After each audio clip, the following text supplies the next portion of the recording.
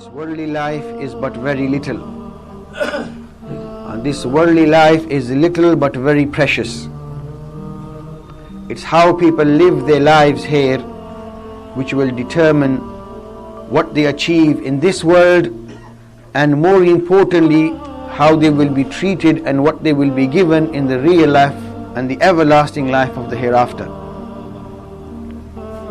In this world, people live 50, 60, 70, very few live 80, and even fewer 90, and very rarely do people approach 100 and beyond.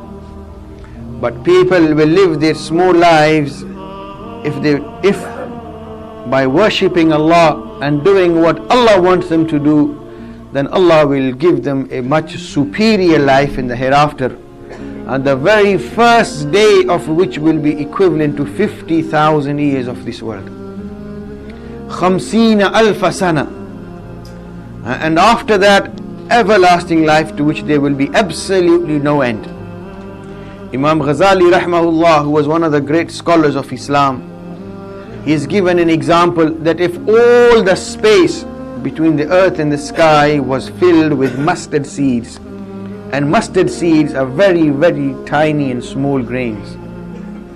If all this space was filled with mustard seeds, and after 1,000 years a bird was to come and take away one small seed, eventually after billions of trillions of years, there will come a time, there is a possibility that even these mustard grain seeds will run out, but the life hereafter will never finish.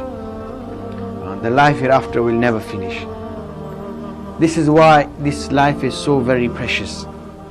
But most people in this world are fooled by the glamour of this world.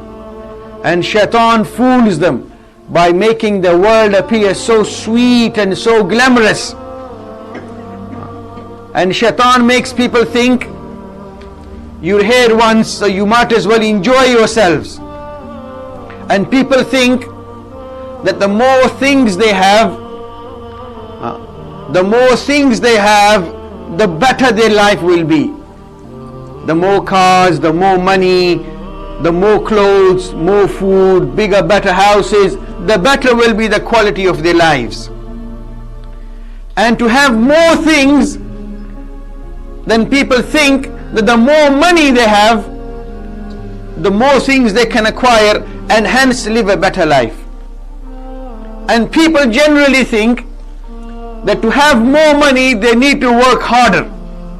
The more hard they work, the harder they work, they will have more money, and the more money they will have more things, and the more things they will have more happiness, their life will be better, they will be able to live a good life. But people couldn't be any more wrong than that. Allah has ordained everything. Allah has written what Allah wants to give anyone and everyone. And Allah has the power to give people things without even money. And Allah has the power and the qudrat to provide people with happiness without things.